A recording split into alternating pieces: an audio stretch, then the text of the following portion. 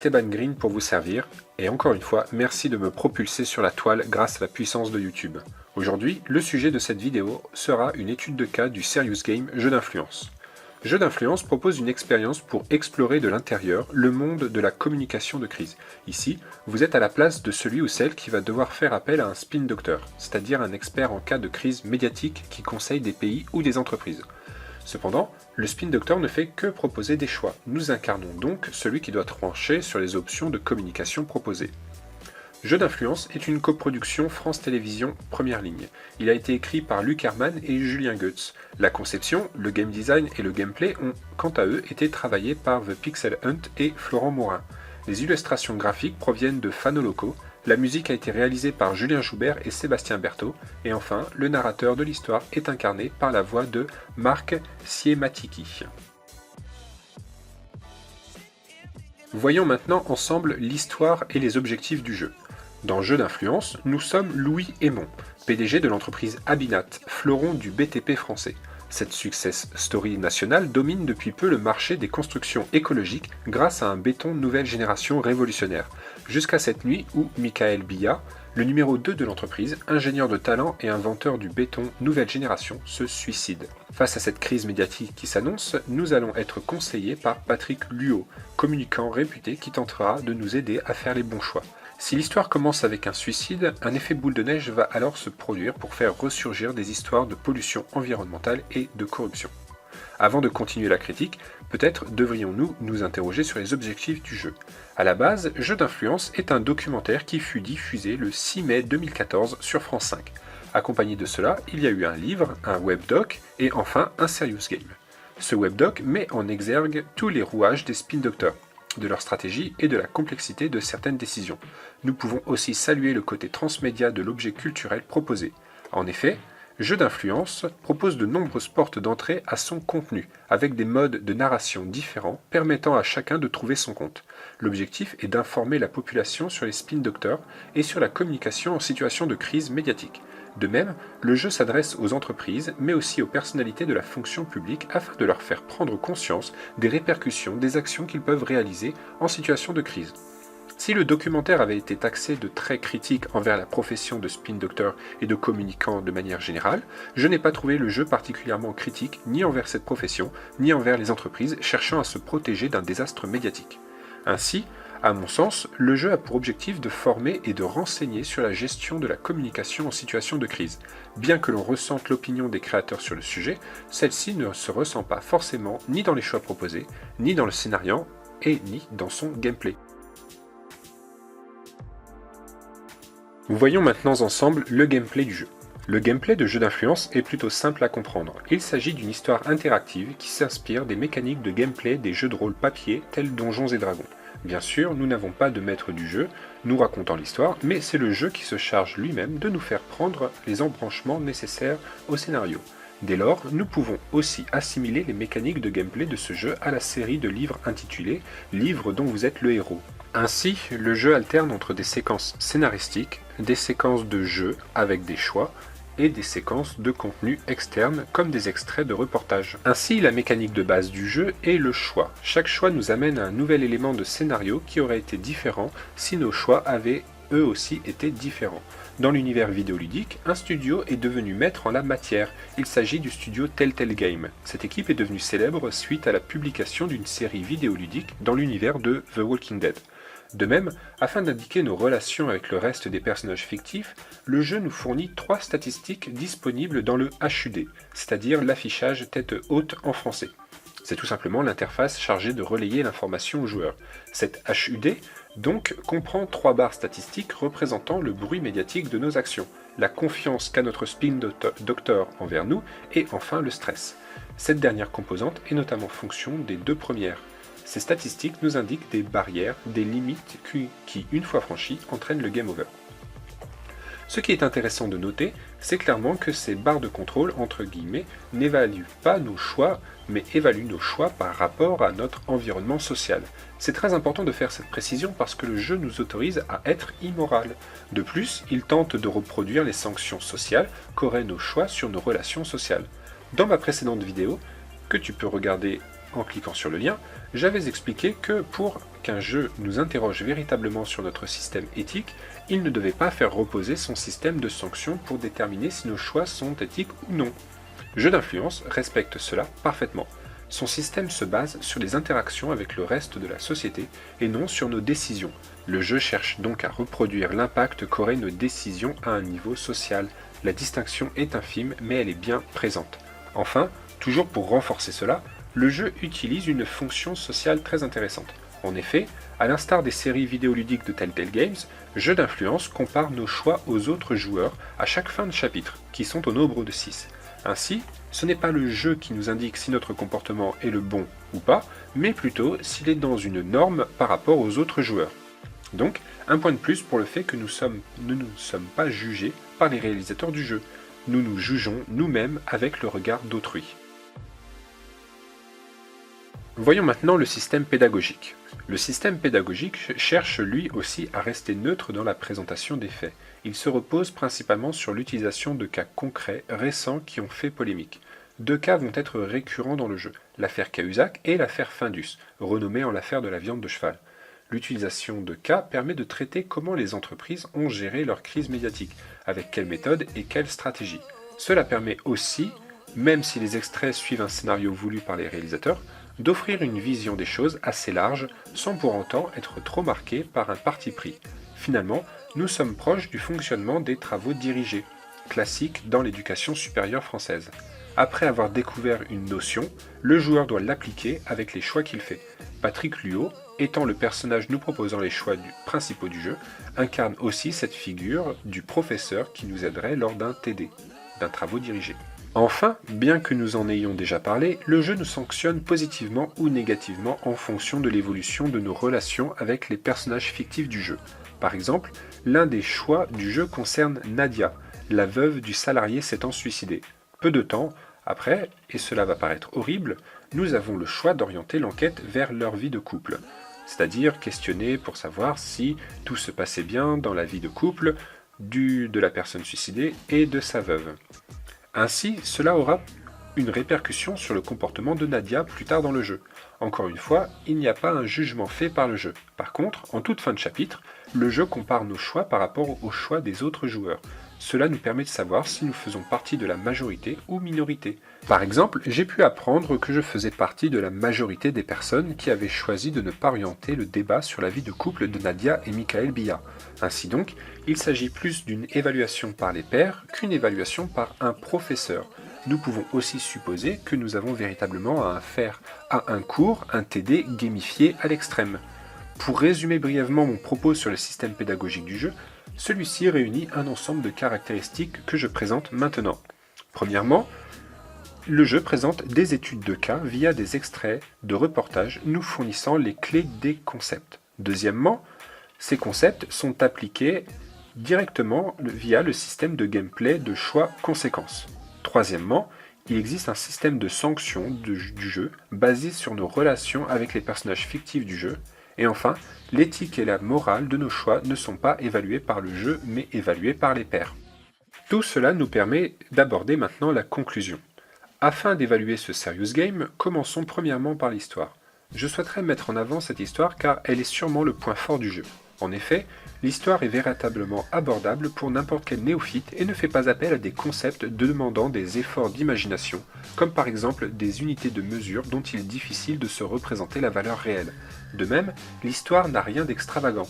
C'est typiquement une histoire que l'on peut imaginer se produire dans la réalité et vivre, soit en étant un acteur actif ou simplement spectateur. En plus, les parallèles faits avec les cas Findus et Cahuzac aident à ancrer l'histoire dans une réalité possible. Deuxièmement, le gameplay. Celui-ci utilise des mécaniques simples employées depuis les premiers jeux de rôle papier. Si ce type de serious game avait un ancêtre, ce seraient sûrement les jeux de rôle dont vous êtes le héros. Le retour en force de ce type de narration avec la série The Walking Dead montre ici sa pertinence. En effet, le gameplay, très simple, nous permet vraiment de nous concentrer sur l'intégration des concepts et de vérifier immédiatement ce que nous ferions avec. De même, le système de barres de bruit médiatique, de stress et de confiance ne servent pas une opinion politique défendue par les auteurs. Tout de même, je mettrai un bémol à ce point. En effet, Durant le jeu, il m'est arrivé une fois de prendre une décision en fonction de ces barres et non en fonction de la véritable réaction que j'aurais eue en situation. C'est une des limites du jeu qu'il faut tout de même noter. Aussi, même si le jeu nous encourage à recommencer, la rejouabilité n'est pas vraiment intéressante, ni d'un point de vue pédagogique, ni d'un point de vue de gameplay, ni d'un point de vue scénaristique. Mais ça, ce n'est pas vraiment la faute du jeu, mais plutôt du genre en lui-même, que sont les histoires vidéoludiques. Enfin, dernièrement, le jeu propose en réalité un travail dirigé gamifié à son maximum. Durant les 2 heures de jeu, nous apprenons des concepts qui doivent tout de suite être mis à profit dans l'exercice. Le caractère transmédia de ce jeu offre de nombreuses portes à l'apprenant pour aborder les concepts, mais aussi quelques affaires médiatiques qui se sont produites en France ces 10 dernières années.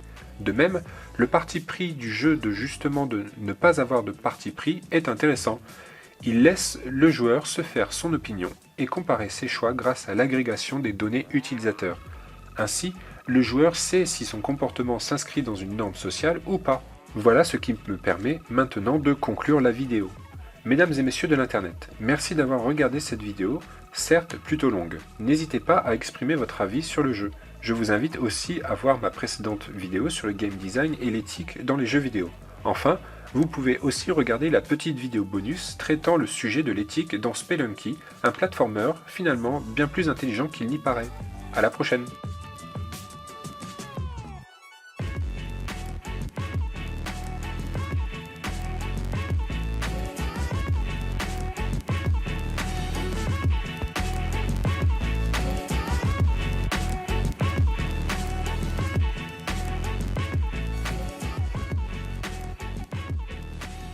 Disponible dans le HUD, c'est-à-dire l'affichage tête haute en français.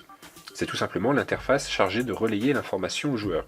Cette HUD, donc, comprend 3 barres statistiques représentant le bruit médiatique de nos actions, la confiance qu'a notre spin doctor envers nous, et enfin le stress. Cette dernière composante est notamment fonction des 2 premières. Ces statistiques nous indiquent des barrières, des limites qui, une fois franchies, entraînent le game over.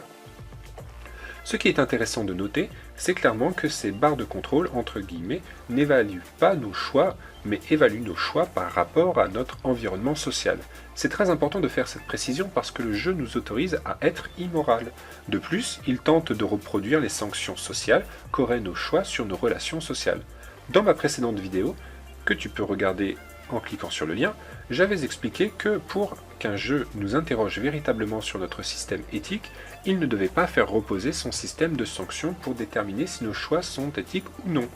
Jeu d'influence respecte cela parfaitement. Son système se base sur les interactions avec le reste de la société et non sur nos décisions. Le jeu cherche donc à reproduire l'impact qu'auraient nos décisions à un niveau social. La distinction est infime, mais elle est bien présente. Enfin, toujours pour renforcer cela, le jeu utilise une fonction sociale très intéressante. En effet, à l'instar des séries vidéoludiques de Telltale Games, Jeu d'influence compare nos choix aux autres joueurs à chaque fin de chapitre, qui sont au nombre de 6. Ainsi, ce n'est pas le jeu qui nous indique si notre comportement est le bon ou pas, mais plutôt s'il est dans une norme par rapport aux autres joueurs. Donc, un point de plus pour le fait que nous ne nous sommes pas jugés par les réalisateurs du jeu. Nous nous jugeons nous-mêmes avec le regard d'autrui. Voyons maintenant le système pédagogique.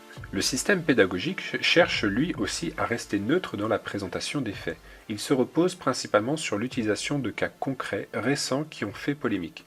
2 cas vont être récurrents dans le jeu, l'affaire Cahuzac et l'affaire Findus, renommée en l'affaire de la viande de cheval. L'utilisation de cas permet de traiter comment les entreprises ont géré leur crise médiatique, avec quelle méthode et quelle stratégie. Cela permet aussi, même si les extraits suivent un scénario voulu par les réalisateurs, d'offrir une vision des choses assez large, sans pour autant être trop marqué par un parti pris. Finalement, nous sommes proches du fonctionnement des travaux dirigés, classique dans l'éducation supérieure française. Après avoir découvert une notion, le joueur doit l'appliquer avec les choix qu'il fait. Patrick Luo, étant le personnage nous proposant les choix principaux du jeu, incarne aussi cette figure du professeur qui nous aiderait lors d'un TD, d'un travaux dirigé. Enfin, bien que nous en ayons déjà parlé, le jeu nous sanctionne positivement ou négativement en fonction de l'évolution de nos relations avec les personnages fictifs du jeu. Par exemple, l'un des choix du jeu concerne Nadia, la veuve du salarié de l'entreprise Abinat, fleuron du BTP français. Cette success story nationale domine depuis peu le marché des constructions écologiques grâce à un béton nouvelle génération révolutionnaire, jusqu'à cette nuit où Michael Billa, le numéro 2 de l'entreprise, ingénieur de talent et inventeur du béton nouvelle génération, se suicide. Face à cette crise médiatique qui s'annonce, nous allons être conseillés par Patrick Luot, communicant réputé qui tentera de nous aider à faire les bons choix.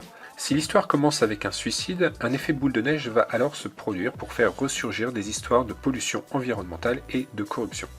Avant de continuer la critique, peut-être devrions-nous nous interroger sur les objectifs du jeu.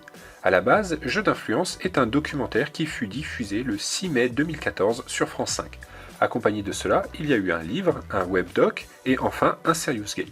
Ce webdoc met en exergue tous les rouages des spin doctors, de leur stratégie et de la complexité de certaines décisions. Nous pouvons aussi saluer le côté transmédia de l'objet culturel proposé. En effet, Jeux d'influence propose de nombreuses portes d'entrée à son contenu, avec des modes de narration différents permettant à chacun de trouver son compte. L'objectif est d'informer la population sur les spin doctors et sur la communication en situation de crise médiatique. De même, le jeu s'adresse aux entreprises, mais aussi aux personnalités de la fonction publique afin de leur faire prendre conscience des répercussions des actions qu'ils peuvent réaliser en situation de crise. Si le documentaire avait été taxé de traits critiques envers la profession de spin doctor et de communicant de manière générale, je n'ai pas trouvé le jeu particulièrement critique ni envers cette profession, ni envers les entreprises cherchant à se protéger d'un désastre médiatique. Ainsi, à mon sens, le jeu a pour objectif de former et de renseigner sur la gestion de la communication en situation de crise. Bien que l'on ressente l'opinion des créateurs sur le sujet, celle-ci ne se ressent pas forcément ni dans les choix proposés, ni dans le scénario, et ni dans son gameplay. Voyons maintenant ensemble le gameplay du jeu. Le gameplay de Jeux d'influence est plutôt simple à comprendre. Il s'agit d'une histoire interactive qui s'inspire des mécaniques de gameplay des jeux de rôle papier tels Donjons et Dragons. Bien sûr, nous n'avons pas de maître du jeu, nous racontant l'histoire, mais c'est le jeu qui se charge lui-même de nous faire prendre les embranchements nécessaires au scénario. Dès lors, nous pouvons aussi assimiler les mécaniques de gameplay de ce jeu à la série de livres intitulée « Livre dont vous êtes le héros ».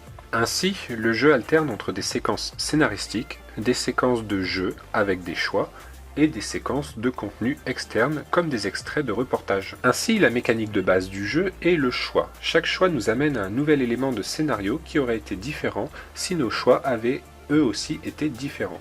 Dans l'univers vidéoludique, un studio est devenu maître en la matière. Il s'agit du studio Telltale Games. Cette équipe est devenue célèbre suite à la publication d'une série vidéoludique dans l'univers de The Walking Dead. De même, afin d'indiquer nos relations avec le reste des personnages fictifs, le jeu nous fournit 3 statistiques dès le 6 mai 2014 sur France 5. Accompagné de cela, il y a eu un livre, un webdoc et enfin un serious game. Ce webdoc met en exergue tous les rouages des spin doctors, de leur stratégie et de la complexité de certaines décisions. Nous pouvons aussi saluer le côté transmédia de l'objet culturel proposé. En effet, Jeux d'influence propose de nombreuses portes d'entrée à son contenu, avec des modes de narration différents permettant à chacun de trouver son compte. L'objectif est d'informer la population sur les spin doctors et sur la communication en situation de crise médiatique. De même, le jeu s'adresse aux entreprises, mais aussi aux personnalités de la fonction publique afin de leur faire prendre conscience des répercussions des actions qu'ils peuvent réaliser en situation de crise. Si le documentaire avait été taxé de traits critiques envers la profession de spin doctor et de communicant de manière générale, je n'ai pas trouvé le jeu particulièrement critique ni envers cette profession, ni envers les entreprises cherchant à se protéger d'un désastre médiatique. Ainsi, à mon sens, le jeu a pour objectif de former et de renseigner sur la gestion de la communication en situation de crise. Bien que l'on ressente l'opinion des créateurs sur le sujet, celle-ci ne se ressent pas forcément ni dans les choix proposés, ni dans le scénario, et ni dans son gameplay. Voyons maintenant ensemble le gameplay du jeu. Le gameplay de Jeux d'influence est plutôt simple à comprendre. Il s'agit d'une histoire interactive qui s'inspire des mécaniques de gameplay des jeux de rôle papier tels Donjons et Dragons. Bien sûr, nous n'avons pas de maître du jeu, nous racontant l'histoire, mais c'est le jeu qui se charge lui-même de nous faire prendre les embranchements nécessaires au scénario. Dès lors, nous pouvons aussi assimiler les mécaniques de gameplay de ce jeu à la série de livres intitulée « Livre dont vous êtes le héros ». Ainsi, le jeu alterne entre des séquences scénaristiques, des séquences de jeu avec des choix, et des séquences de contenu externe comme des extraits de reportages. Ainsi, la mécanique de base du jeu est le choix. Chaque choix nous amène à un nouvel élément de scénario qui aurait été différent si nos choix avaient eux aussi étaient différents. Dans l'univers vidéoludique, un studio est devenu maître en la matière. Il s'agit du studio Telltale Games. Cette équipe est devenue célèbre suite à la publication d'une série vidéoludique dans l'univers de The Walking Dead. De même, afin d'indiquer nos relations avec le reste des personnages fictifs, le jeu nous fournit 3 statistiques disponibles dans le HUD, c'est-à-dire l'affichage tête haute en français. C'est tout simplement l'interface chargée de relayer l'information aux joueurs. Cette HUD, donc, comprend 3 barres statistiques représentant le bruit médiatique de nos actions, la confiance qu'a notre spin doctor envers nous, et enfin le stress. Cette dernière composante est notamment fonction des 2 premières. Ces statistiques nous indiquent des barrières, des limites qui, une fois franchies, entraînent le game over. Ce qui est intéressant de noter, c'est clairement que ces barres de contrôle, entre guillemets, n'évaluent pas nos choix, mais évaluent nos choix par rapport à notre environnement social. C'est très important de faire cette précision parce que le jeu nous autorise à être immoral, de